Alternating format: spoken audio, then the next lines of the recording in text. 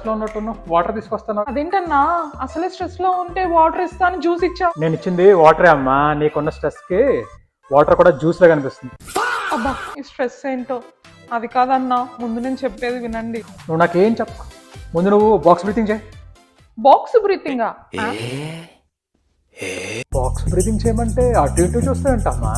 అదే అన్నా, box breathing కి బాక్సులు ఎక్కడా అని చూస్తున్నా. అమ్మా, బాక్స్ బ్రీతింగ్ అంటే బాక్స్ లో కూర్చొని చేసే బ్రీతింగ్ కాదమ్మా, అది ఒక బ్రీతింగ్ టెక్నిక్. ఆ టెక్నిక్ ఏంటో చెప్పండి అన్నా. గట్టిగా ఊపిరి పీల్చు, 2 సెకండ్ లోపు, మళ్ళీ ఊపిరి వదిలే, ఇలా 2 సార్లు చేయి, మొత్తం తగ్గిపోతుంది. ఎలా ఉంది ఇప్పుడు? తగ్గిందన్నా. తెలుసు తగ్గుద్ది. ఇప్పుడు గ్లాస్ చూడు, వాటర్ అయిపోద్ది. అవునన్నా నిజమే. రాజసాబ్ మూవీలో లాగా హిప్నటైజ్ చేసావా ఏంటి? చెప్పానా తగ్గిపోద్ది. ఇంతకీ ఏంటి, ఏమంత కొంపలు మునిగిపోయినాయని అంత స్ట్రెస్ పడిపోతున్నావు? ఏం లేదన్నా, నేను నిన్న మీ కార్ తీసుకెళ్ళాను కదా. తీసుకెళ్ళావు కదా. ఏం లేదు, దానికి యాక్సిడెంట్ అయింది, రైట్ ఆఫ్ అయిపోయింది. వాట్? అందుకని నీకు కారు ఇవ్వాలని చెప్పింది.